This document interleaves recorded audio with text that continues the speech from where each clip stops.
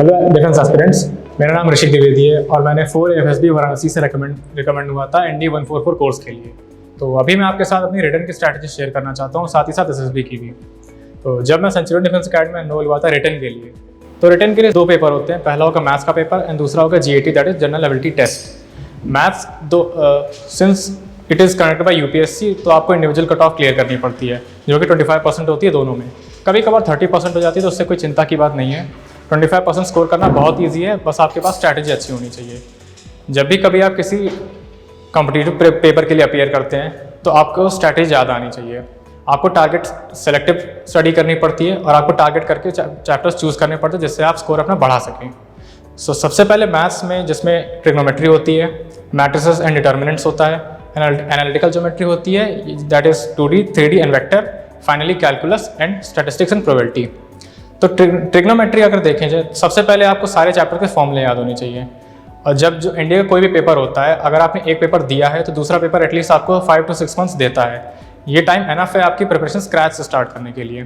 NDA के paper की preparation करने के लिए मैक्सिमम 3 to 4 मंथ्स चाहिए। जब आप अपनी पूरी प्रिपरेशन कर लेंगे तो लास्ट के 1 to 2 मंथ्स एटलीस्ट दीजिए केवल प्रीवियस ईयर पेपर के लिए। आप कोई भी बुक ले सकते हैं या फिर आप UPSC की साइट पर जाके प्रीवियस ईयर पेपर ले सकते हैं। वहाँ से आप टाइम बाउंड टेस्ट लीजिए पूरे। जब आप अपनी टेस्ट देंगे सारी प्रिपरेशन करने के बाद, आपको पता चलेगा कि आपकी प्रिपरेशन कितनी अच्छी है और आप कहाँ स्टैंड करते हैं। उस हिसाब से आप अपनी प्रिपरेशन बढ़ा सकते हैं, या अगर आपका अच्छा पार्ट है तो आप लाइकवाइज SSB के लिए फोकस कर सकते हैं। Since strategy plays an important role while executing the examination, जब आप एग्जामिनेशन में बैठे हो तो ट्राई करिए कि आप पैनिक मत हो। अगर कोई भी क्वेश्चन नहीं आता है तो सब स्किप कर सकते हैं, क्योंकि 120 क्वेश्चन होते हैं एंड सेकेंड पार्ट में 150 होते हैं। तो उसमें अगर आप 1-2 क्वेश्चन छोड़ भी दे तो कोई दिक्कत नहीं है, आप आगे एग्जीक्यूट कर सकते हैं। जैसा कि कहा था कि एग्जीक्यूशन अच्छा होना चाहिए। जो चैप्टर्स आपके स्ट्रॉन्ग हैं, सबसे पहले उन पे स्कोर करने का ट्राई कीजिए। जो चैप्टर्स आपके स्ट्रॉन्ग हैं, आप उनमें डेफिनेटली अच्छा स्कोर कर पाएंगे। जो थोड़े से वीक हैं, उनको आप स्किप भी कर सकते हैं और इसका कंपनसेट आप दूसरे चैप्टर्स में कर सकते हैं। अगर आपका स्कोर 390 to 400 अराउंड आ जाता है, तो आपको कोई भी दिक्कत नहीं होने वाली है रिटर्न क्वालिफाई करने में या फिर मेरिट आउट होने में। अगर आपका स्कोर इतना अच्छा है तो आप डेफिनेटली टॉप 100 में फीचर कर सकते हैं मेरिट लिस्ट में। अगर आप रिटर्न क्वालिफाई कर लेते हैं तो इसका मतलब आपको SSB देनी पड़ेगी।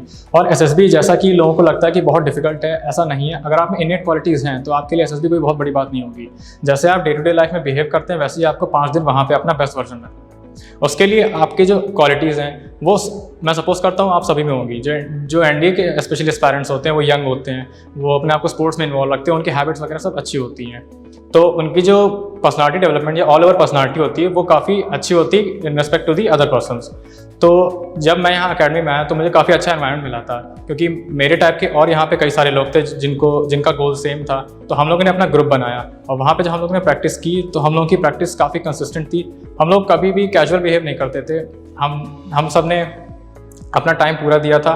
यहाँ पे जो टीचर्स थे, टीचर्स ने हमें बहुत हेल्प की थी।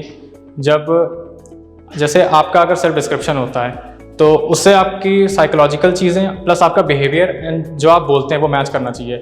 यहाँ पे हमारी SD स्टडी की गई, उसके हिसाब से हमें हमारे बारे में बताया गया एंड हमने वो क्वालिटीज़ अपने अंदर इंटरैक्ट की थी।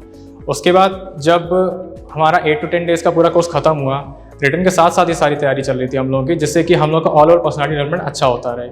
एंड SSB कोचिंग आपको केवल SSB क्वालिफाई नहीं कराती, आपको लाइफ में एक बेटर पर्सन बनाती है, जो आपको हर जगह अट्रैक्टिव बनाएगी।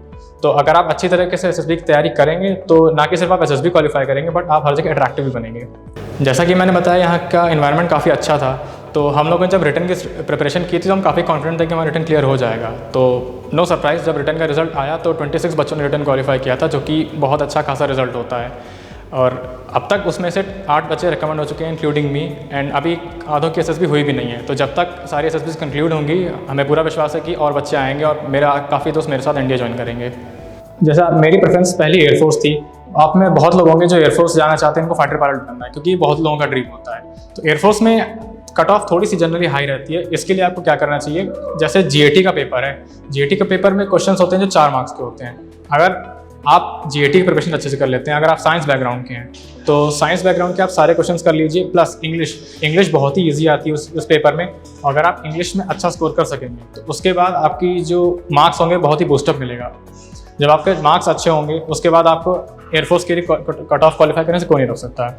एंड ये थी मेरी रिटर्न की स्ट्रैटेजी। तो बहुत से लोग होंगे आप में से जो एयरफोर्स ज्वाइन करना चाहते हैं, जिनका ड्रीम होता है फाइटर पायलट बनने का, तो उसके लिए जनरली कट ऑफ थोड़ी सी हाई रहती है। तो अगर वो भी कोई दिक्कत नहीं है कैच करने के लिए, जैसे जीएटी का पेपर में हर क्वेश्चन 4 मार्क का होता है, तो वो आपके लिए गिफ्ट होता है एक तरीके से।